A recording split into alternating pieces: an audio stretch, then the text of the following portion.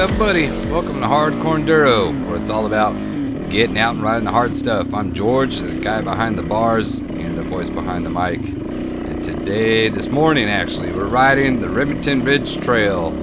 It's a nice black diamond trail. Nothing too scary on it though. It does get tough at the top with some fallen trees and logs in the way that finally had to turn around. But it does have a nice loop to it, but you gotta have a plated bike to get. There's another trail that connects, and you can ride that one down, then ride back to your rig. Now I don't have a plated bike, and this kind of is making me think I need to plate my bike so I can do this type of trail where I gotta find the connecting trail, but I gotta drive on the road a little bit to connect to it. So I might look into plating my bike here. I got a WR 450, and I know I can get that plated, even in California of all places. So maybe I'll get that done for the next ride. Anyways, so this trail here, it starts out just over 2,000 feet and it ends over 6,000 feet. So you got about a 4,000 foot climb, a lot of switchbacks. Doesn't have anything super gnarly on it. I think an average rider, an out of shape rider like myself, an out of shape amateur rider like myself can take on this trail pretty easy. Now I haven't been riding in a long time. It's been almost a month now since Virginia City. I guess it has been a month since Virginia City was my last race, and then it is another month and a half before that. So it's been hard to get on the bike. I haven't put any time on the bike. I'm just so out of shape. So this ride, I'm doing a lot of sit time because I know I'm gonna get exhausted. And the trail, as you see, is very narrow. It does have a lot of exposure, a lot of side hill action. It's got a couple of rocks you got to dodge and go around, but nothing very extreme. But just the climb itself is gonna get me. And then towards the top, a lot of the trail gets beat out, like where the waters run and beat out the trail, so your bike is constantly sliding out from it. Your front tires either trying to catch to the right or to the left, and your back end sliding down. You're kind of snaking around, going through the rut on the climb. So the tires I'm running today, I got a new back tire. I'm trying out an Ibex, akin to Ibex gummy with a moose. So I've never ran a moose before. I'm using the Nitrotech, the plushie, and it's supposed to be 6 to 8 psi. Feels a little harder than that, but I'm sure it probably takes a little time to break in. And then the Kinda Ibex, the gummy tire, is gonna get good traction. The reason why I picked that is I've run some other gummies too, and they have a little bit smaller knobs, and a lot of times when I'm riding, there's big, massive sandy hill climbs, and the Ibex has just a bit taller knobs, so when it's fresh, I feel like it's going to really be better at hill climbing. Now this trail doesn't have any massive climbs on it. It's just this kind of narrow, technical, a lot of switchbacks, but no, just straight up massive hill climb, like a 200-foot hill climb or something like you'd get out of Jawbone. But the rear tire, no complaints about that. The front tire, I got the Shinko 546 on there. It's another big, kind of like the Golden Tire Fatty. It's a little bit harder on the rubber compound. And for the soft stuff, I think that's good. For this harder, there's some hikers. Yeesh, good luck with that. Hiking's for suckers. You need to do something easy like riding a dirt bike. Now those guys, they weren't too happy to see me. I guess one guy waved. I saw him on the way back and waved at him, said what's up, and they didn't say anything. So maybe they're just out of breath. Can't blame them though. There's a lot of elevation they're climbing. But I'm glad I'm not them. I love riding my dirt bike, even though I feel at times riding a dirt bike can be 10 times harder than hiking. They actually got it easy hiking. They should grab a dirt bike and make it hard for themselves. Alright, so I got a new mentality this year, new goal, that I'm not going to skip obstacles. So if there's something hard, I'm going to go for it, even if it kills me. Not literally kill me, just emotionally kills me. there's a little fallen log here. The trail went around it. And I come and put my foot out, and I don't feel the ground. Oh, get the first dump in for the day. Usually I dump the bike a lot sooner in the ride, so it's been, I guess, 5 minutes into the ride. Usually, you got to crash that bike within 30 seconds of the ride. That way you get that first crash out of the way, and you don't crash for a long time. Make me work. When you got to pick up the dike, don't pick up any dikes. But when you pick up the bike on that slanted hill, it just makes it a little bit tougher. Gotta get back into the gym, doing some deadlifts. Been out for a little bit. Anyways, get the tire up as far forward as I can.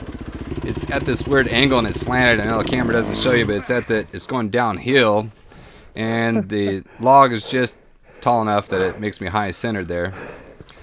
So I'm gonna just pick up the back end, put it on the log there like that, and then carefully get on and ride her down. Now there's another log there. Those hikers are catching me right behind it. I made some dust for them, so I kind of felt bad that I dusted them out a little bit.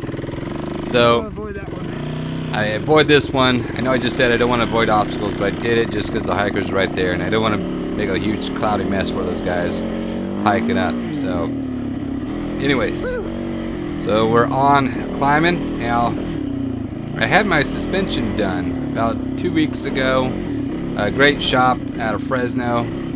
Robbie hooked me up with the DRS suspension. That's his shop, and making a video on that, just my experience of getting my suspension done. I know I've been wanting to do it for a long time. Many of you probably been thinking about it a long time, and then I'll just explain that in the video. So anyways, this is my first ride having my suspension done. So it's been a long time since the previous ride. I wish I could have had a sooner comparison, but just sitting on the bike itself is a lot more spring, a lot more rebound. I told him, we set it up more for enduro, hard enduro, and we're gonna continue to tune it until I'm really happy with the bike. So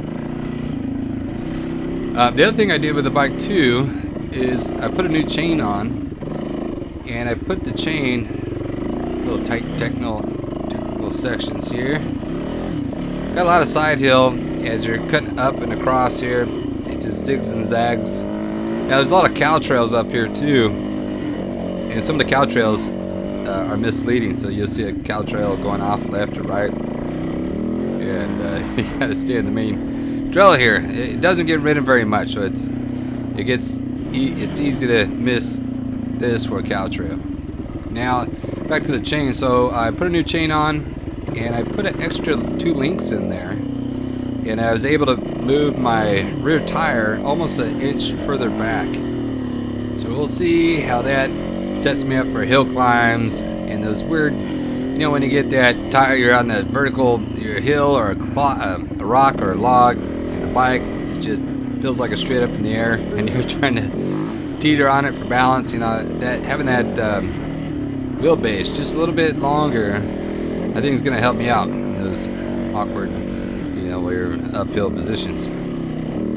Real beautiful up here. It's a beautiful day to ride. I think the temperature is about 75 degrees. So a little warm. I definitely was sweaty by the end of the ride here. But just beautiful terrain. It would be awesome to see this all grass, all green instead of all brown. The higher we get, the more green the terrain turns. Like I said, we go from 2,000 feet all the way over 6,000 feet. So you get out of the trees, you can start getting into the pine trees. There's a nice little trail sign, so you can go right. Like I said, it's easy to get confused. There's all cattle. There's a bunch of cattle up here, and you can mistake a cattle trail for the normal trail, the real trail.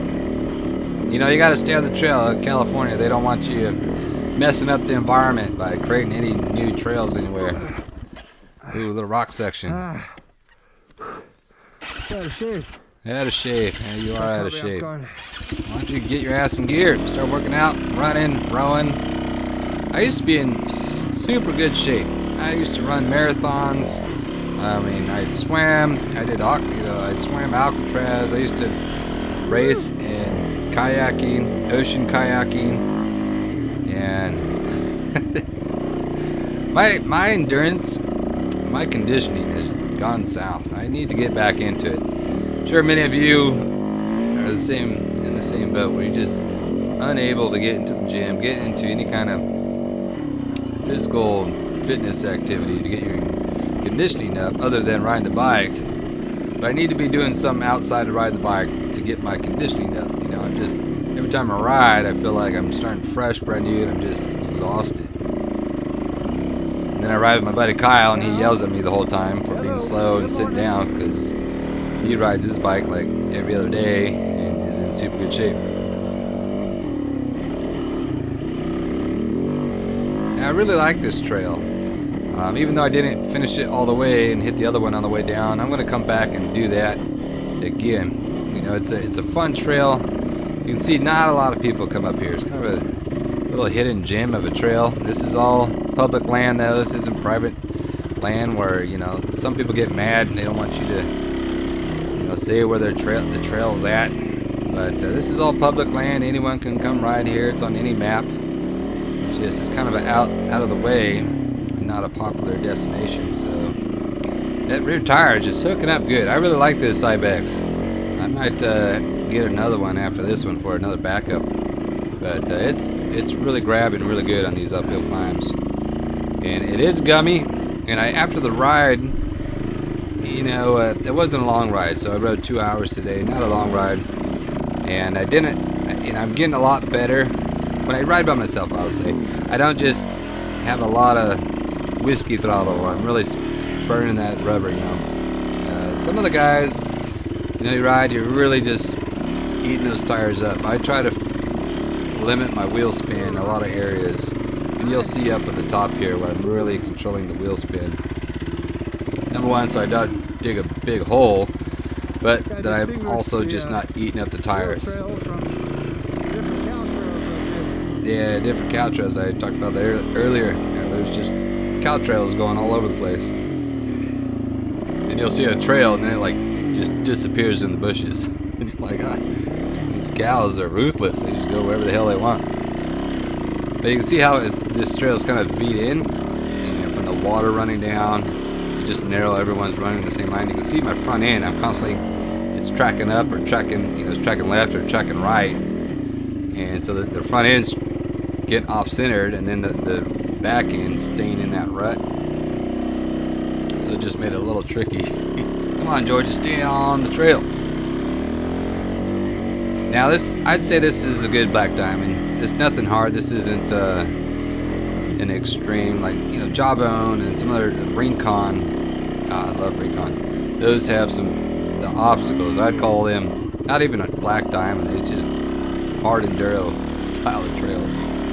This is a good black diamond trail ride. So if you like just good single track where it's tight, good climbing, not too many rocks, so you're not getting beat up. Some trails where it's just constant rocks beating you up. You know, by the end you're just so exhausted from being beat up from the rocks. Here, just a couple rocks, obstacles. Really kind of a flowy trail, as long as they can stay on it. Look, I'm just keep bobbing and weaving all over that. The front tire keeps tracking up left and right.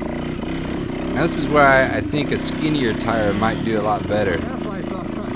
If I had a little bit skinnier front tire, I think it wouldn't catch. It wouldn't be tracking right or left. It would be more staying in the middle. Or maybe that's just my balance. Maybe my balance just is off because I'm sitting so damn much. Maybe if I stand up, George. What are you doing? Stand up. See, I'm tracking up there again. I got to work on my conditioning. I think my conditioning was where I was at 5 years ago. I'd be doing a lot better than I am now.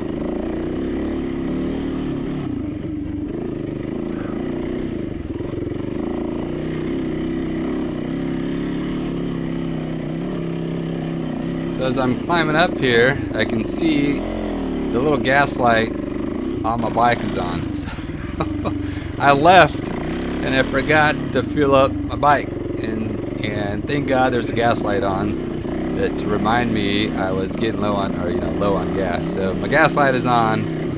and usually it comes on. I got about 15 miles left on the bike, so I wasn't worried, and I knew that this was only 6 miles out, 6 miles back, so 12 miles round trip, and going uphill using all the gas. Going downhill, I mean, it's almost pretty constant going up. Look at that tight turn there. Yeah, buddy, get it. But going downhill, I said, even if I'm out of gas, I'll be able to just ride it down like a mountain bike, because it's almost all downhill. But yeah, I need to remember to fill up my bike next time I go riding. That could really bite me in the butt. I've never actually, I have ran out of gas, but we were on the way to the gas station, so I ran out about a mile away from the gas station, which we were in town at the time, so it really wasn't that big a deal. I mean, it was a big deal. I had to go get gas, and we parked next to this house, and we asked them if we could get help, and they helped us out get some gas. So the other thing I didn't check on the bike too was my front tire pressure.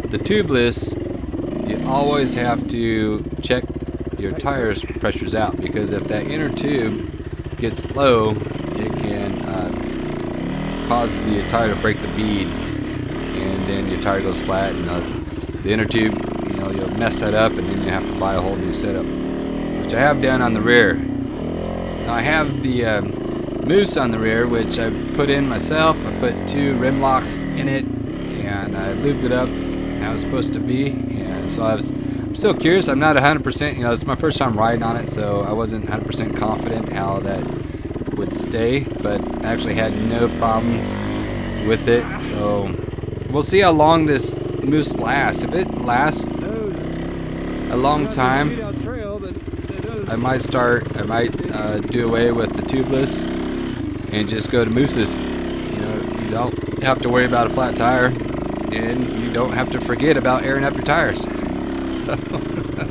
it's been a couple times when I've forgotten to air up my tire, and I had to, I'd get out like 100 yards on the trail, and I had to turn around, go back to the rig, and air up the tires. So that is a pro for the Mooses. I like that. I don't have to check the tire pressure.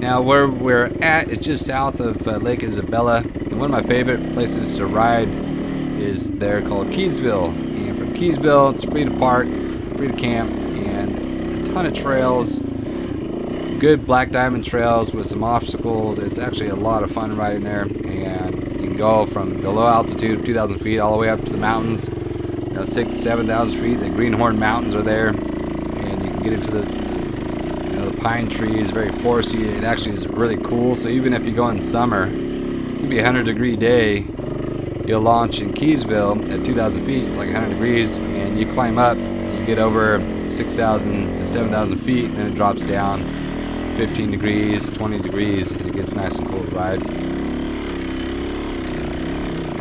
It was already, I was feeling the temperature drop already. It was feeling really nice right here, which was helping me out because I didn't know it, but my radiator fan stopped working, or it wasn't working this ride. So something happened to my radiator fan, and I'll notice that my bike is getting hot towards the end, and I'll turn around because my bike's hot.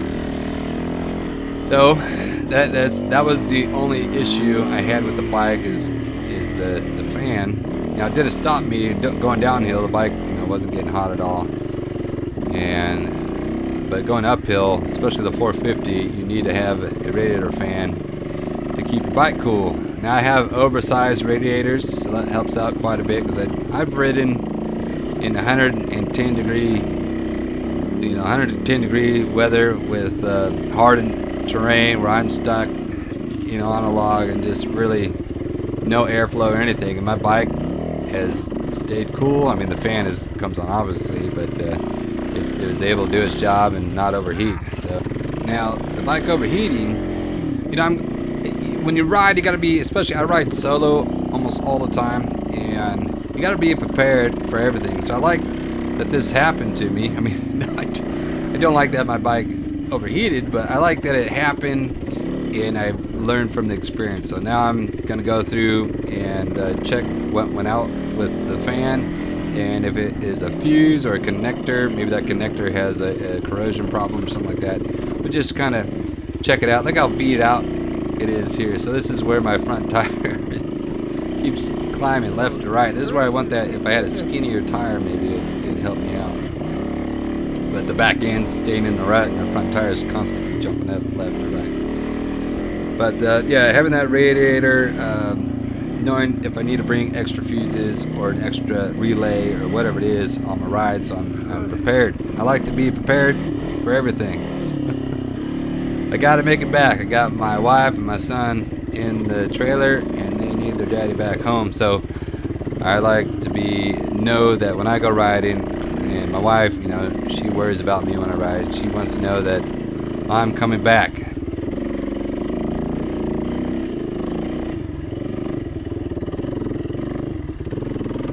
Step up there, stalled the bike. That's just a fatigue stall there, I think. I'm out of shape, the fatigue stall. You know, I don't stall the 450 that much. People do say the two-strokes are a lot less prone to stalling out, but I think a lot of it is clutch control, and clutch and throttle control can prevent a lot of stalls. And you know, I'm riding. I almost ride all the time with my finger on the clutch. And I did a lot of first gear. I prefer second gear, and if I can, if it's flowy enough, then you know I ride third gear. Never high RPMs, and I'm usually using that clutch to you know, mediate the engine and get me going.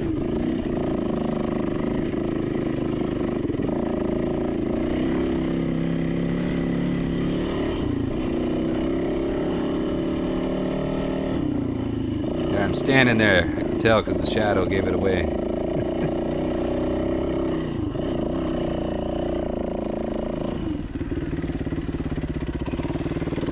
Oh, here comes the left turn. So this is where that rear tire being a little bit further back, a little bit longer wheelbase, is going to help me out. These tough little situations where you got to pop it over.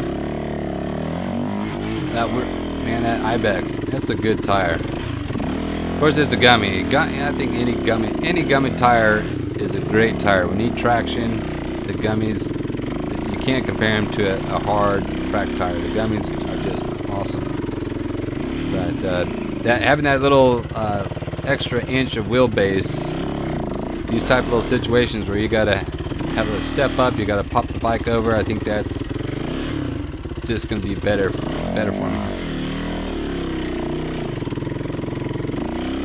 That V'd out trail, like I was saying, see my front tire keeps climbing right or left, especially because you're climbing up, and so a lot of your weight's all in the rear tire, and that front, you know, the front is just real light, so any little traction it gets, it's going to start climbing left or, you know, tracking left or right. Get out of the way, lizard, we're going to run you over. Yeah, there's a bunch of little lizards running right in front of me. I love lizards. I don't want to run them over and jump out in the trail and then be running straight ahead of me. I'm like, I don't want to run this guy over. Get out of the way. I grew up with snakes, and I used to have a ton of pet snakes. My dad would catch them out on the farm, bring them in, and I'd have them for a while, and then they'd get loose in the house. And a couple months later, you'd see them again in the house, put them back in their aquarium, and then I'd always let them go. I never had one die on me. I like to feed them baby birds and little mice, and they'd eat fish too. You're doing that swerving like you've been drinking and riding a dirt bike all day. Now, I didn't have a good sleep last night. My son took forever to go down. I think I only slept a little over 4 hours. And then he had to get up at 5:30 this morning. 5:30, couldn't sleep in. Alright, just past the cattle guard. Look at this cool little narrow little rock sections. Love that. So cool when whoever designed these trails or went for it, you know, who was the first guy? I'm sure it was some miner or hiker that formed this trail, or it's cool that they picked that out. It's got some baby pine trees, so we're getting high enough in elevation now where we got pine trees starting to come in. You can see the peak up ahead of us. What's the name of that peak? That is... it's Lightner Peak. Now, the other one further is Breckenridge. Breckenridge is up there over 7,000 feet. So that's pretty high, but I didn't make it up there. That's where you'd have to have a plated bike. And from Breckenridge, you'd come down that ridge that goes down there. And that would be a fun run. I'd like to come back, and since I've already shot this video, I can just shoot the other one. But I'm sure it'd be a very similar trail. It's got on the map, looks like it has a ton of switchbacks. And so it'd be pretty nice. Here's a gnarly little turn here. Now that's a drop off, and it's just very soft and sloughs off. And you got this little rock here, and you got to stay on the trail, because if you get off the trail there, you know, it's just so soft. It'd be a hard time getting the bike back up here. A lot of pulling and deadlifting and huffing. Get that bike back on the trail. So I just took my time, got around that little corner. Yeah. Doesn't always happen though. Sometimes you make the mistake. I made this mistake before of getting off the trail there, and then it is like hell trying to get your bike back up. It's always better to be a little bit more cautious and that kind of stuff. Especially riding solo. I don't have anybody to help me pull up the mountain. Watch this branch sticking. I almost get stabbed right in the face. Yeah, that was gonna stab me. Yeah, it was. I was trying to break it off. I couldn't break it off. I went around it, but I feel like I should have got off the bike and got that out of the way, because it's going to stab somebody. And there's another one right here, but it's a little higher. I ducked under that one. But I've been stabbed before. I was riding in Arizona on the Bradshaw Trail. And man, I got hit so hard right in my shoulder by a tree that was sticking out, a branch that was sticking out, and it threw me off the bike. It got Kyle right behind me that was going, so gotta be careful with those trail riding when you get really overgrown with you know, especially like this. Rincon can get that way where it's really overgrown, and it can be hiding branches and logs, and you know, even that you get stabbed, poked in the eyeball. I've been poked in the eye before, and I thought I lost my eyeball. I thought it literally poked out my eye. It hurt so bad, and I still had several miles back to ride. I just closed my eye and rode back the whole time with one eye open. Yeah, that was bad. So just be careful riding this really overgrown stuff. Nice bunch of switchbacks. Gaining altitude. Getting off stay on the trail. Making yourself look bad. I'm telling you, I'm looking like not just an amateur, I'm looking like a little baby beginner right here. I haven't ridden in so long, and the new bike setup with the new suspension, the new tires, you know, I feel like I'm running, Gaining some altitude now. riding fresh.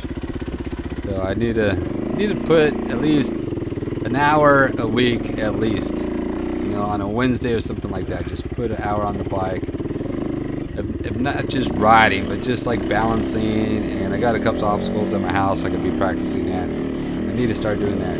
Like, no more excuses.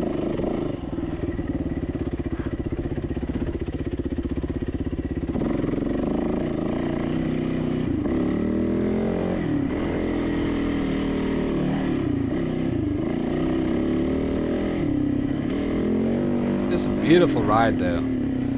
So you're riding out, I love the ridge line here, because you can look left, you can look right, and you're just overlooking the canyons, and it's just so gorgeous. Had some clouds out today, and then of course it was nice 75 over here is probably down to about 60, 65 degrees up here already.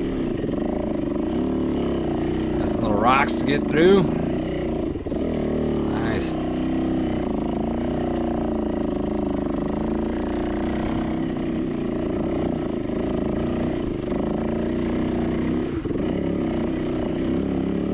Now I've watched a video of this route where there's a mountain biker coming down, and I know out here, a lot of these downhill mountain bikers, they haul ass going downhill. And I have run into mountain bikers before, and hopefully the engine noise gives your position away, and they know you're coming. But some of those guys are really good, and they haul ass going down. They go a lot faster than I could go down on the bike. They're on their mountain bike, just hauling ass. So I always think about that, especially these tight single track trails, especially when I saw another guy on his video, he made one come down here. And I'm always looking ahead, making sure that this, I'm not going to do that. I don't want to head on any guy and have a bad day, or make them have a bad day.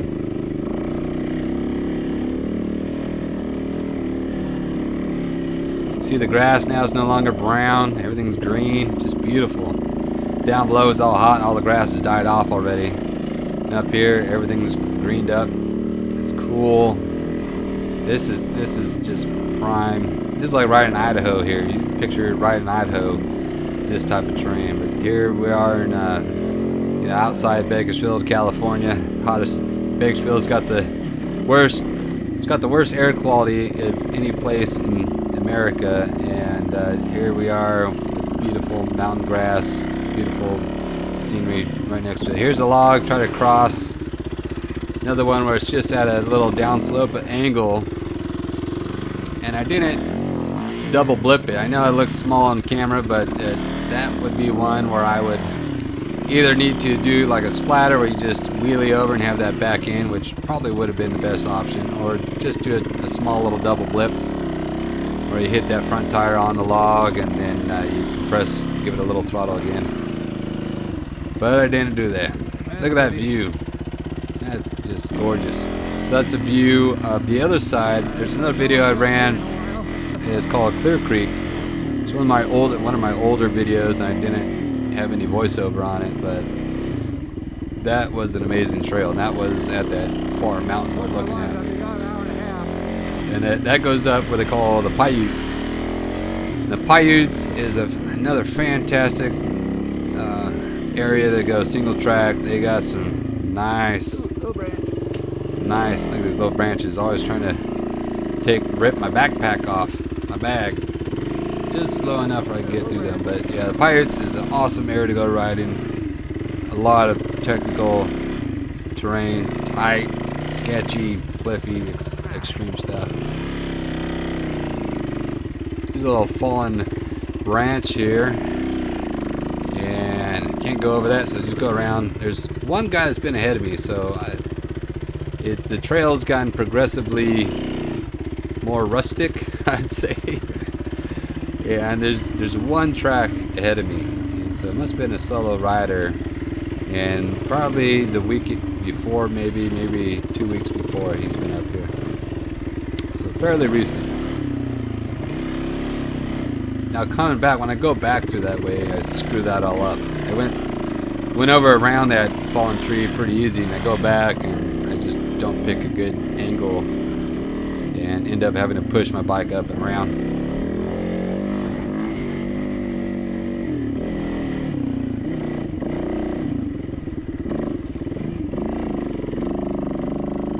All these fallen logs, so they must have had a fire up here several years ago, and you got all these dead trees now that we just had a horrendous winter, and it's just caused a lot of them to fall over. And as you get towards the top here, there's going to be a ton of dead trees all over the place, which I was super excited about, except I didn't have my darn fan working, so I had to turn around because my bike was starting to get too hot. But I was so excited to have all these fallen trees, and then that puts the hard enduro in. I mean, the trees make it tough, and people, know, they get scared of trees. They want to chainsaw them up, cut them out of the way, and I love them. I leave them in there, and you'll see what I'm talking about. When you cut the trees out, I understand not everyone has the skill or the conditioning to be battling trees, especially when there's a whole bunch of them, or it's just log after log after log. But that's part of the trail ride, and I love having the challenge of all the logs. Bring it, that's what I say. Don't cut the logs out. Leave that for the green trails. But Black Diamond Trail, if you're going to say this trail's Black Diamond, you should just leave it hardcore. If you want to designate a green or blue trail, then those trails cut out the logs. So coming up here, we're going to have a fallen tree, and you got to cut below it a little bit. It wasn't one that you could jump over, but even the challenge of just getting around the tree, getting onto where the slope where it starts sloughing off a little bit, it gets real soft. You can see there someone went around.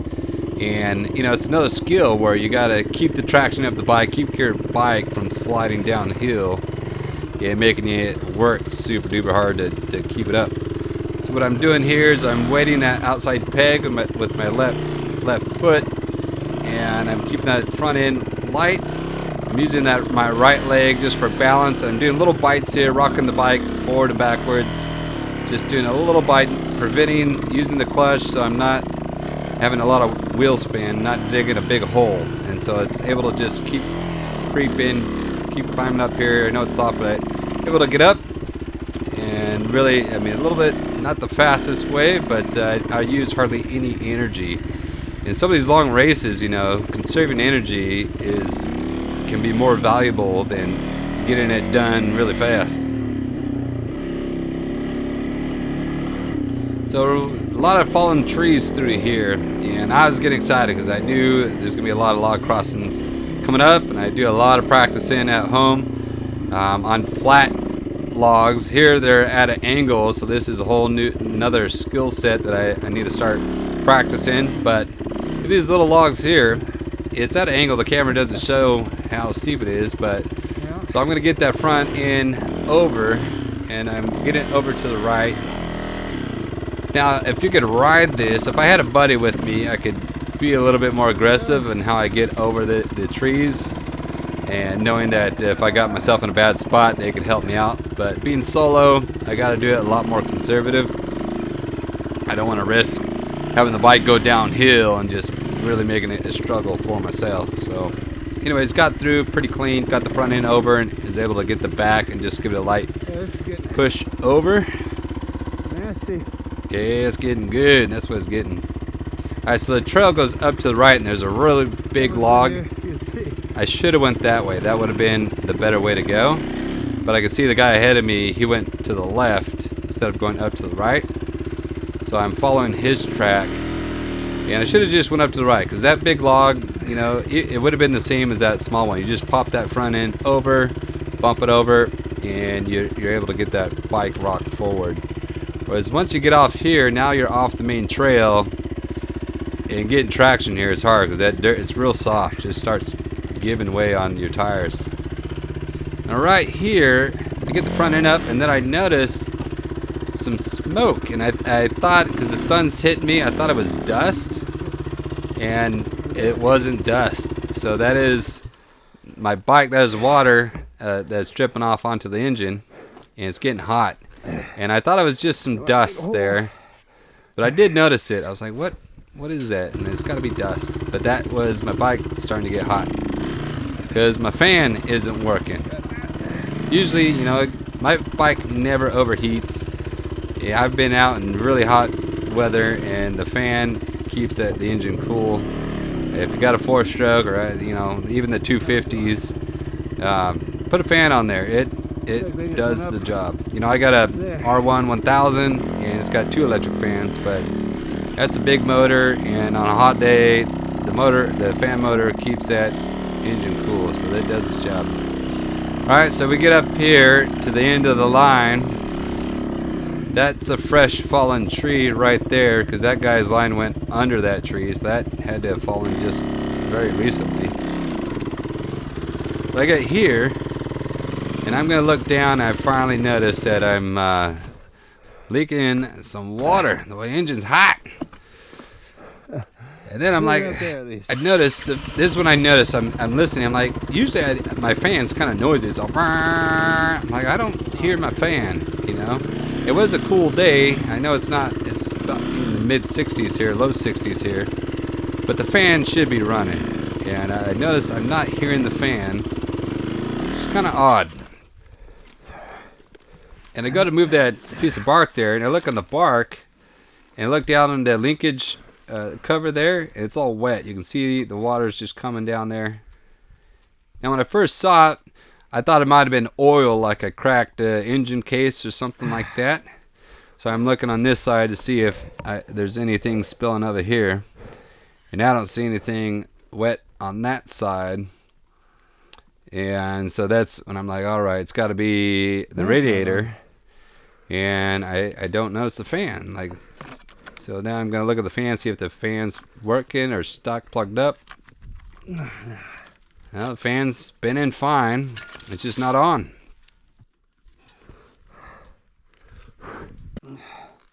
But my fan is not turning on. And I don't know if there's a fuse. I'll have to trace it back at the trailer. Anyways, it's almost all downhill back down this mountain, so I'll be able to keep the engine relatively cool and flowing. Right now I just got to make a turn in the branches here. So I called knockoff point there. I'm like, all right, I can't keep going here. We're getting that engine hot. I live to ride another day, so I'm going to turn around and go downhill. It's almost all downhill. You can almost ride the engine off the whole way down. So I know that I'll be able to keep the engine cool on the way back.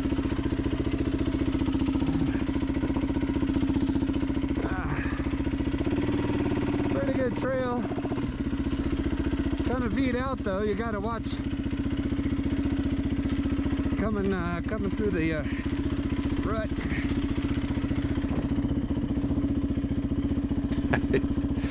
When I first started riding, I did a lot more commentary as I was riding, but it's so much better to do the voiceover because as you're riding, you're exhausted, you don't know what the hell you're saying half the time. It just makes me laugh when I'm commenting during the ride. I'm like, just shut up, man, just ride your bike, you'll do the comment after. So I come back to this log, and I went too low. So another lesson here, when you come up to cross a log, especially at an angle, you want to go as high as you can. Get that rear tire as high as you can, you know. Especially if you know, even as it's coming up, I'm coming up at an angle, I need to come in a lot higher. That's for sure. Yeah, you make me work.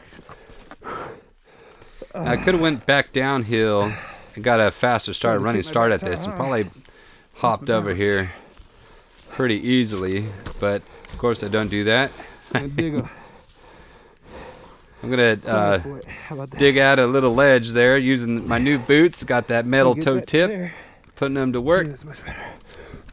So then I drag that back in up a little higher. See, if I would have started a lot higher, it would have been way better. So I pop the front end over. There we go. And then I just do a little engine turnover start. That little bump there. Technique I've seen. Yeah, I'll never forget seeing Tristan Hart do that. He did it on the grinding stone. He was going uphill. Instead of, trying to start the bike, clutch and all that, he just hit the bump start. And it just got him a couple of more inches that he needed to get over an obstacle. So And it's over. I'm using that technique a lot more and more. Alright. Doing it the hard way. Do the old push with the back tire, but sometimes that's just how it is.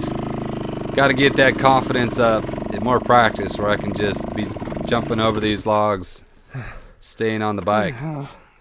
That's risky, if you fall. If you keep falling, you're going to be working even harder than it would be just pushing. So, it's a toss-up. And being solo, I think I did the best route. Now here, it's really soft. So I'm off the bike, and I learned this technique from Rich Larson, the RC tire guy. When you're pushing a bike, you want the rear tire to spin slow. And I know a lot of people just rev it out and they're digging a big hole for them. Well, that digs a hole and makes it harder for that bike to go forward. So if you just keep that back tire going real slow using the clutch, you can see it's climbing really easy.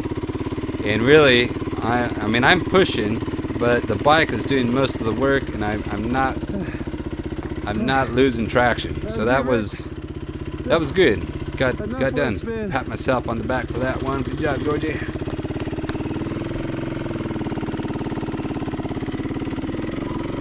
Now on the way back down, it's all the way up, so I'm not going to do too much. Just some of the highlights. I felt like I struggled going down more than coming up. But a couple of log crossings, and then there's one point where there's a rock sticking out. My handlebars hit a rock, and I almost sends me over the edge of this side hill that I was on. But I'll show that coming up. Get over that, same thing. I could have went up a little higher actually, but the couple branches there blocked me. You want to get that rear tire as high as possible so that when you cross, you know it's going to slide down.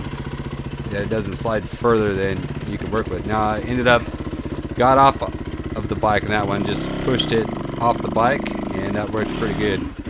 Now coming up is going to be this rock, and it even in the video it didn't look that close. I remember riding it and I was like, there's a rock there, it's not that bad, but it hits it, and it's on this exposure area, the side hill that I'm on, and I overcorrect after I hit it. There it is, that rock on the left right there. Boom. Hit the handlebar. Yeah, it did. It just said when it hit it brought my steering back left, and then I overcorrected just a little bit. It almost went down. You know, that was almost bad. What are you doing, George? You're all over the place. No, I am all over the place. Get back up. So here's where I crossed over, and I picked this high line. Well, here, because I went off course there, I lost all my momentum, and getting started again, I just didn't have enough speed to carry me up. Now I hop off the bike and give that push. I do my little tractor push with this slow clutch, the feather in that clutch. You see a lot of guys, they'll just be wah, wah, just digging a big hole, creating all kinds of dust for everyone, you know. And I always remember Rich Larson, he said, push, just keep a slow, steady pace, and you can feel the bike. It takes a little bit of practice, but you can push, and you're just releasing enough clutch that rear tire is just slowly going over, tractoring up, and you're going as fast as you can push it. And in the beginning it feels like you're pushing heavy a lot, but once you get the technique down, it gets a little easier, especially in that soft terrain. Here's that hard left turn where if you get that rock on the left, just bumps you out a little bit. But I went straight and then pivoted over, so it's getting that you always got to steer to the rear tire. You want that rear tire to be able to clear the obstacle. Don't worry about the front tire so much, as that rear tire needs to be in the placement, because that's where you're getting all your drive and traction. It was kind of fun doing that out and back. These obstacles and features that you hit on the way up, going down, it's a whole new tactic to get it through it. A whole new skill level to get around these obstacles. It was kind of fun doing this out and back trail ride. I know loops are fun too, because then you're hitting new stuff all the time, new trails, new obstacles. But sometimes out and then you hit it, reverse, and it's like a whole new trail coming back. Even the V-out sections, you're going down. It's a different feel when you're going up. At that front end's real light, and so it's trying to jump out at you. Now you're going down where you're braking a lot, and that front end is now heavy. So now it's doing the opposite. It's sliding into the rut instead of trying to climb out. It's always trying to slide into it.